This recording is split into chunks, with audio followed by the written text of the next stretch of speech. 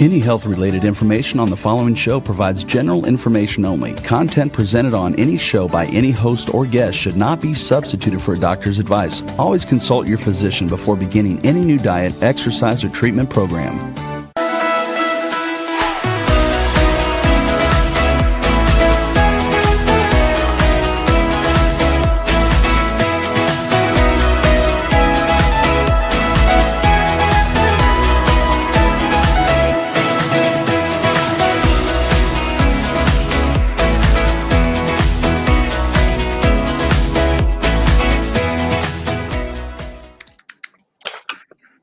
Hello, this is 5 to Thrive Live. I'm Dr. Lise Schuler, and I'm joined by my awesome co-host, Karolyn Gazella.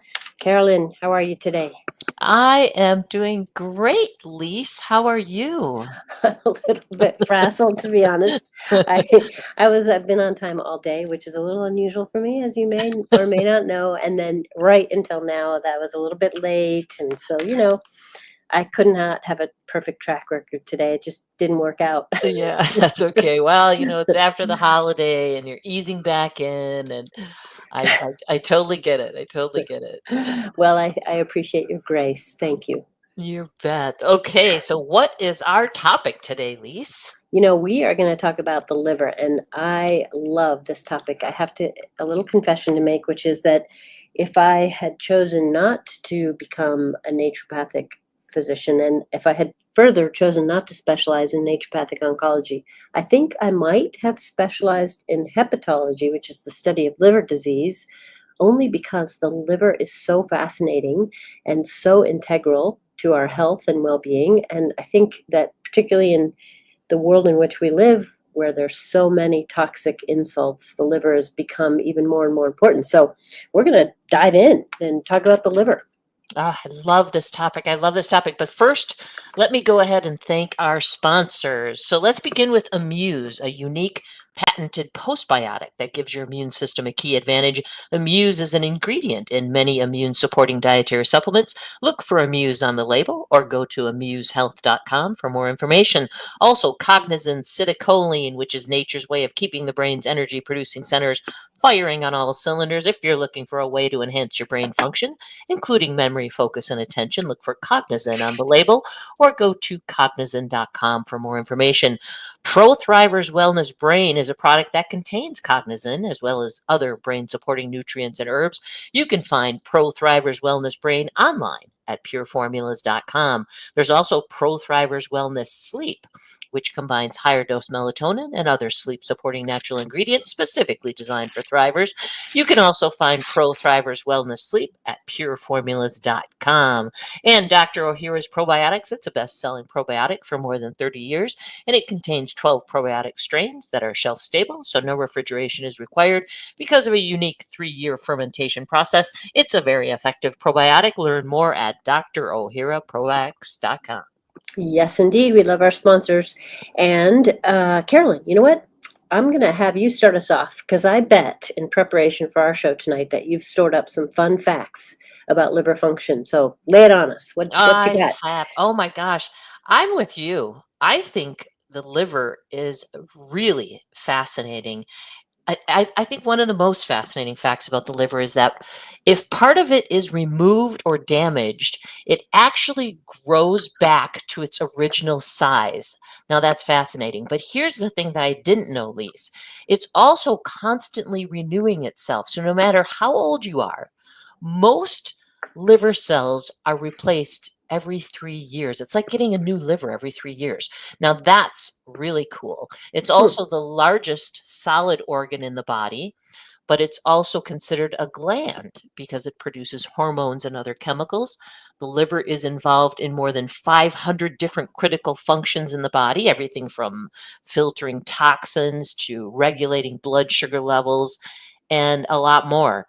But when I think of the liver, as you mentioned in the beginning, I think of the most important role it plays is in detoxification because it breaks down and filters out harmful substances. So the liver is one of the most hardworking organs in the human body.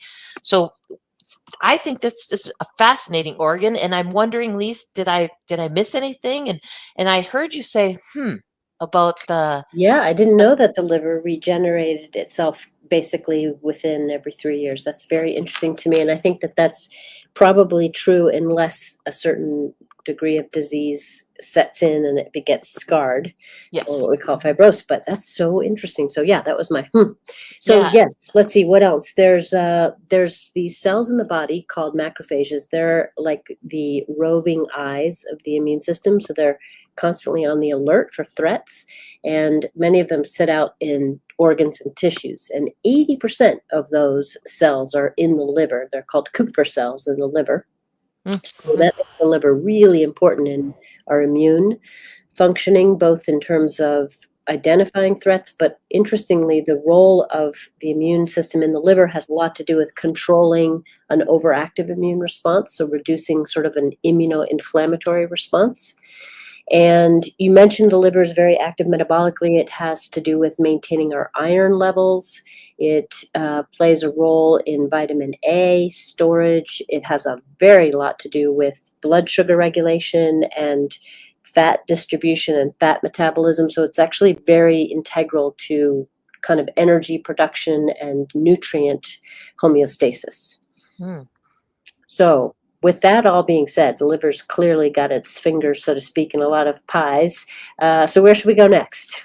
Well, you know what? I'd like to ask you a few questions about liver function as it relates specifically to cancer treatment and recovery. And I'd like to start with treatment. So, Mhm.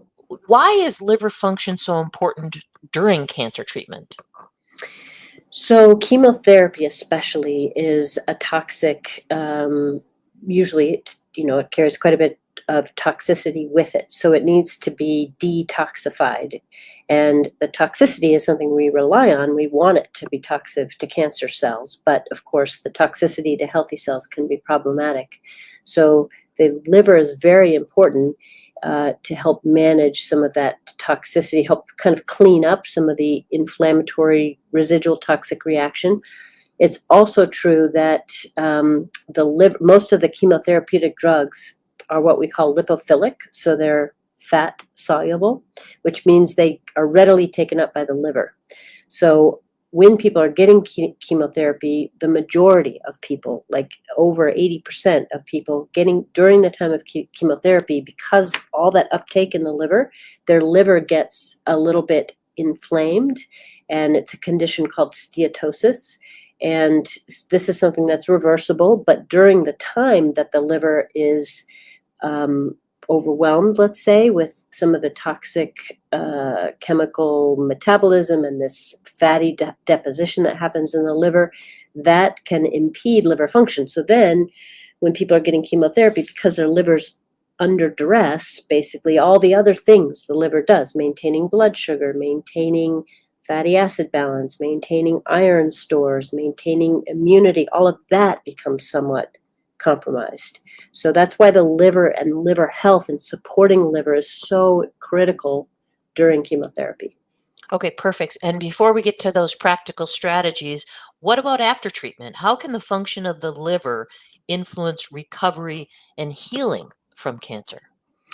Well, I guess I would say, first of all, that there are some people that are more susceptible to developing this liver toxicity during chemotherapy. So these would be people who are older, people who have poor nutritional status, people who have other underlying diseases. There's certain genetic predispositions, people who are also taking medications that have liver toxic effects. So as people are recovering from the additional liver toxicity from chemo, it's important to look at those risk factors and to address any one that we can. So really look very carefully at nutritional status as a way to help recover the liver function.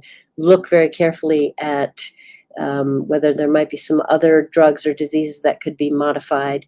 Look at alcohol use, which is certainly a cofactor in that, and assess liver function and make. So I guess the shortest answer is to prioritize this. And I say this because, surprisingly, because it's so common, sometimes things that are common get sort of brushed aside. And there are many people that I have in my practice who have been through their oncology treatment, whose liver enzymes remain maybe just a little bit elevated, not alarmingly so. And the response is, don't worry about it, your liver will recover. But it's that recovery period of time which is sort of extends this window of susceptibility to things. And I think there's a lot we can actually do to get that liver back on track sooner, faster, and even stronger. Yeah, it's like you said, it does regenerate. It's an amazing organ, but we need to support it in order for it to do its job. Because if it is too damaged, then it won't be able to regenerate and won't be able to get its full function back. So let's talk about some practical strategies to help support liver function. And I would like to start with diet. Are there things that we can do from a diet perspective to support liver health? So much. Good. So I'm going to start with what I would consider to be the easier strategies, because these are things to add in to our diet. So there are some foods that are very good at supporting and helping the liver to regenerate, to reduce inflammation in the liver, to support the flow of bile, which is where all that sort of waste product gets excreted from the liver back into the intestines for eventual elimination. So we want that bile flowing really well. So some foods that help all of that are beets. Beets are top of the list. Some people don't like beets, but if you don't mind beets, that's a really good food to eat during the recovery period. Right up next to beets would be artichokes, and any kind of artichoke is very, very supportive to the liver. And then dark leafy greens, chard, collard, kale, along with some garlic. These are all foods that are very supportive to liver recovery. So that would be the first sort of area of intervention. And along with that addition of those healthy foods, it's important to recognize that during this acute phase, or this sort of more intensive phase of liver recovery, it is really helpful to reduce carbohydrate intake, specifically simple or refined carbohydrates. So this would be a good time. A lot of people, when they're getting chemo, they just have terrible appetite. It's hard to eat. So they just go to comfort foods, which are often pastas and breads and things. I get it. But after chemo, when appetite starts to return, it's really important to sort of let those foods go to give the liver a better chance at regenerating itself and balancing its blood sugar balancing actions. And that in turn could contribute to some weight reduction if there's been some excessive weight gain, which also helps the liver quite a bit. And then the final thing I'll say in terms of diet is it's very important to have a healthy microbiome to help support liver function. And so from a diet perspective, eating fiber from whole grains, fruits, vegetables, as many different kinds of fruits and vegetables as possible to maintain that microbiome diversity. And then also incorporating some prebiotic or fermented foods like bok choy and sauerkraut and cultured yogurt. These are all things which help to build a healthy microbiome, which in turn supports liver health. Okay, that makes a lot of sense. What about our lifestyle? Are there things that we can do from a lifestyle perspective to impact the liver? Yes. So the first one is one of your favorite topics. So you might want to speak a little bit more to this, but and some strategies, but is the importance of sleep. Most of the liver activity happens actually during sleep. So making sure we get enough time asleep is really important. And then during the day, like everything, exercise is very important to maintaining or encouraging good blood flow, good metabolism of sugars and fatty acids. So those would be the two kind of key lifestyle things. But I don't know if you want to talk a little bit about sleep. Yeah, because it makes a lot of sense to me because we know that lack of sleep will negatively impact blood sugar levels. It will make us inflamed. We will gain weight. Our immune system will not function properly. So it makes a lot of sense that sleep would in fact impact liver health. So that's a good one. Yes. And actually, I should mention one other thing, which is the ubiquitous unraveler of health, and that's stress. There's actually been some research that links high levels of stress and the hormonal disruptions that occur under chronic stress with impaired liver function. And so, like every organ, when we're under chronic stress, our body just doesn't function optimally. And so it's very important to also engage in regular stress management. I mean, these are all common sense things, but looking at it through the lens of preserving liver health might add just one little extra piece of motivation to get people engaging in these habits more regularly. Yeah, and speaking of habits, we like to talk a lot about movement. Is there any direct connection between exercise and physical activity and liver function? Yes. So I mentioned steatosis, which essentially is the liver, the ability of the liver to handle the flux of fatty acid and sort of storage and then breaking apart into energy gets disrupted when it's under toxic assault. And with that, you get this fat accumulation in the liver. That's the steatosis that happens when, in the majority of people getting chemotherapy, hopefully temporary, right? But one of the things that is most impactful in reducing fat accumulation in liver is, in fact, exercise. And this has been probably best studied in a different circumstance, but there are, like in a young person, a child who has excess weight, they often will have fatty livers, which sets them up actually in some ways for a lifetime of chronic disease because of all the ways in which the liver's involved in metabolism, blood sugar regulation, inflammation, immunity, etc. So one of the really important things to do for kids that have excess weight, even if they're still working on the weight loss, is to get them active so that they can start basically metabolizing their fatty acids more effectively and start relieving some of that fat storage in the liver. Right, and we all know that movement, physical activity, being out in nature, all those things are great stress relievers. And you mentioned stress. When you're talking to your patients, do you like to provide them with some options for stress management, or do you kind of let them figure out what resonates most with them? Yeah, I mean, it's a good question. I think it depends on the person's own experience. Many people have a history of successful stress management. Perhaps they've just fallen off that habit. So it's really just reacquainting them with their own discoveries in the past. Some people really have never prioritized it. They've tried one form of meditation. They come away thinking they can't meditate. So it's about introducing them to other ways to be mindful. Some people are most mindful when they're moving, so it's really about introducing them to mindful activities or, as you said, being out in nature. So I think mostly it's when people are stuck about finding a strategy that they can stick with and that makes a difference for them that I would give them suggestions. Hmm, that makes a lot of sense. All right, I'd like to move on to herbs and nutrients, but I have a question for you.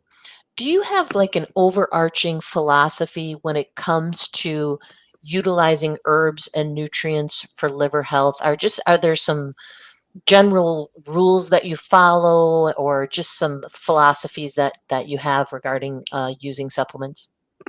Yes. So, first of all, as much as I would like to say that the lifestyle strategies that we've talked about are sufficient, I think because of especially for people who have been through chemotherapy, the degree of toxicity of that therapy, combined with the increasingly toxic world within which we live, makes it really difficult to rely on these kind of core lifestyle strategies. So, as much as I would love for that to happen, I think in many cases it is important, at least for a period of time, to give extra support that's more targeted to kind of get the liver back online. So I first of all would say, as a general rule, I believe in the value of supplementation in this situation. Secondly, because we're dealing with toxicity, it's very important that people obtain high quality supplements. The last thing we want to do is have somebody take a supplement that is going to be poorly made and maybe contaminated itself. So this is where, generally you would want to utilize the experience of a qualified healthcare practitioner, a naturopathic doctor, an integrative medicine provider with training, somebody that can guide you to good brands. Short of that, there are some distributors that carry good quality brands for the public. And in general, this is a big generalization, but in general, a dietary supplement company that's been focused on producing dietary supplements for decades is generally going to be pretty good quality because that's their livelihood. So better to go with a solid, 3-4 decade long company than a fresh company that maybe has good advertising but has only been around for a little while. They might be great, but just if you don't know, harder to guess. So Yeah, those are such great points. So let's dig into herbs and nutrients. Are there, specific go-to herbs and nutrients that can help support liver function? And maybe you can also talk about cautions associated with each specific herb or nutrient that you bring up. okay, well, there are quite a few. So I'm just going to start with some heavy hitters. So one of the ingredients that has long sponsored our podcast is Cetria, and they make a product called Cetria glutathione. Glutathione is the body's major antioxidant, and glutathione is particularly important in the liver. It's one of the most important compounds that the liver uses to detoxify and to rebuild, to do that regeneration that you talked about. So glutathione is very important. Now, as a caution, there are some chemotherapeutics and even some types of radiation that would make glutathione contraindicated because it is an antioxidant, and some of those therapies are oxidative in nature. So we don't want to use necessary glutathione during treatment, but once treatment is over, glutathione is invariably depleted in people and certainly in their livers. So that would be one of the first things I would consider, is to use a glutathione supplement. And you can get glutathione in your diet if you eat fresh foods, fresh fruits, fresh vegetables. Those all have glutathione in them, so that's great to do. But again, after chemo, this is a time when the depletion is so significant, I would, in fact, recommend supplementation. So that's my Yes. first one. Yeah, and I like that one. And I always, when I'm talking about glutathione, I think it's always important to uh, bring up the fact that Cetria in particular is the brand that were in the studies. So this is another one of those cases where you want to actually get the branded ingredient because it's the one that was actually used in the study. So when you're talking from a quality standpoint and a research standpoint, Cetria glutathione is the way to go. Yes. So then next, I'll kind of switch around a little bit here and there, but I want to talk about a botanical or an herb that's very, very important. Every integrated practitioner, naturopathic doctor, herbalist knows about this herb and thinks of it first and foremost for liver health, and that's called milk thistle, or it's also called St. Mary's thistle or blessed thistle. The botanical name is Silybum marianum. This is a plant that it's in the thistle family, obviously, and we use the extract from the seeds medicinally.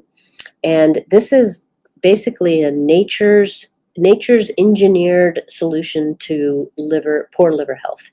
So milk thistle is very good at restoring liver health. It actually works in conjunction with glutathione, the compounds in milk thistle, which is called silymarin for those biochemists on the podcast. But silymarin flavonoid complex works in conjunction with glutathione to deal with oxidative stress. At the same time, these compounds in milk thistle stimulate the cells in the liver that are responsible for regenerating the liver, and also help to, through other mechanisms, repair damage that has occurred to liver cells. So it kind of addresses the toxicity on every front. Now, because it's so active in the liver, some people get concerned that it might interfere with medications, for example.